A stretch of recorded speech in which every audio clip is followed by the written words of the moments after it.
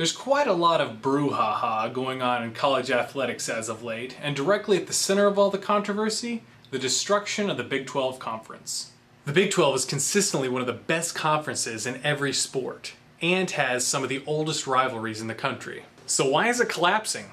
Is it scheduling? Geography? A desire to group schools based on the similarities in their academic culture? No. This fight is about religion and the unwavering, undying faith in the power of money. And at the center of the debate, the only parochial school in the Big 12, Baylor University. All this mess started last year when Nebraska and Colorado decided to bolt for greener pastures, and the Big 12 was left with 10 remaining teams. Unfortunately, the name Big 10 was already taken, ironically enough, by a conference with 12 teams. So, the remaining 10 teams signed a 13-year deal, including a $1 billion TV contract. Now, 1 year into this contract, Texas A&M wants to leave and go join the SEC. Now I know what you're thinking. Football-loving rednecks? This sounds like a match made in heaven. Well, before you go invest all your money in Natty Light and overall manufacturers, let me give you some of the cons. First, let's look and see if this benefits A&M. In my experience, the two things Aggies care about most are beating UT and keeping the Aggie code. So they decide to leave the conference that allowed them to play UT every year? They respect the University of Texas so much they wrote them into their fight song, and now they're just gonna leave them? The Aggie code. Aggies don't lie, cheat, steal, or tolerate those who do. How is breaking a contract not a lie? And when you consider all the money that's involved and how that's connected to the other institutions that are involved, how is that not stealing? Recruiting violations in which one party receives money are usually considered cheating. The NCAA is trying to take a tough stance on student athletes who make recruiting violations by improperly accepting gifts or things of that nature. The irony here is that when it occurs on a small level, they tend to crack down on it, but when it happens on a big level, they tend to look the other way. If you have a poor high school kid that takes a few $100 to help his mom pay the rent, that's a recruiting violation. If you have a major conference offering a school tens of millions of dollars, well, that's just courtship. One writer described this courtship between the SEC and A&M as a 15-month game of footsies. That being said, let me suggest a revised Aggie code. Aggies don't lie, cheat, steal, or tolerate those who do, unless it's convenient or could possibly be of some financial benefit. Nevertheless, the Aggies have made the case that in these uncertain times, every school must look after its own best interest. But when other schools think it might not be in their best interest to grant A&M an unconditional waiver to get out of their contract they signed a year ago, A&M's not quite so happy about that. Even ESPN jumped on this bandwagon, saying that Baylor was just hindering progress and slowing everything down and preventing the process from working out the way it should. Stop being a roadblock and let other schools do what's best for them. Well, what if what's best for my school is making sure that other schools stick to their contractual agreements? A lot of people, especially Aggies, have tried to pin this all on Baylor, and in doing so, have presented several contradictory arguments. One, for example, is that Baylor is the lone stumbling block holding up this whole process. Another is that Baylor is the ringleader that are keeping all of these other schools interested in not granting the waiver. So how can you be a lone wolf and the head of a gang at the same time? Just doesn't make sense. Some argue that Baylor is in fact holding A&M hostage to this contract that they themselves signed. People have said a lot of things about Kenneth Starr, but one thing you can't say about him is that he's a pushover.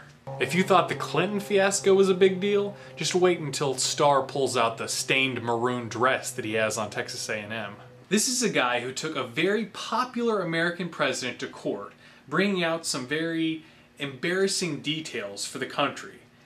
And in doing so, it was not very pretty at all, but it did help to preserve the rule of law in this country. In the same way, the conference realignment fight is not pretty by any means. But Ken Starr is getting information out there that needs to be heard. Ken Starr has balls the size of Jupiter. The super conferences mean big money for some, and irrelevance for everyone else. You have schools like Kansas with one of the richest traditions and histories in basketball of any school in the country, and they didn't even get a look last time around when conference realignment was being talked about, because all that matters is football revenue.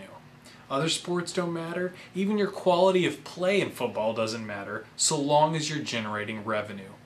Aggies want to think that the SEC wants them because they're high level of play or whatever kind of offense they run. The truth is the SEC wants A&M because they have a bunch of alumni who watch their games. I think the whole conference realignment talk is a microcosm of our whole political system right now. In the last election, we had some of those passionate and fervent debates and arguments that we've seen in many election cycles. Lots of promises by politicians that they were going to bring the country together and create unity. And in the end, a lot of people got thrown out. And those people were the moderate Republicans and the blue dog Democrats. And what we're left with is a more partisan, more divided and polarized government than ever. In the same way, you've got a conference that's located geographically in the center of the United States that's being picked apart by conferences on the east and west coasts. And when you're done, you have a group of teams from the center. Instead of playing each other, they play teams either in the east or in the west or in the Midwest or in the Northeast. Why can't we just have these teams that are all located geographically pretty close to each other playing each other? To the schools that want to go, do you really think that you're going to be able to create the same kind of rivalries with schools that are 1,500 miles away that you were able to create with schools that are under 100 miles away? R. Bowen Lofton, Texas A&M's president, who some say is actually William H. Taft frozen in time, had a lot to say about this matter. Here's one of Lofton's quotes. "We're being told that you must stay here against your will, and we think that that really flies in the face of what makes us Americans, for example, and makes us free people. So signing a contract and then not living up to that is apparently a qualification for what makes you a free people." Lofton describes A&M as a school that has very carefully and deliberately gone through a process, communicated effectively every stage of the game of what it was about, and then declared finally we really want to be out of the conference. So were you upfront about all that last year when you signed a 13-year deal to stay in the conference?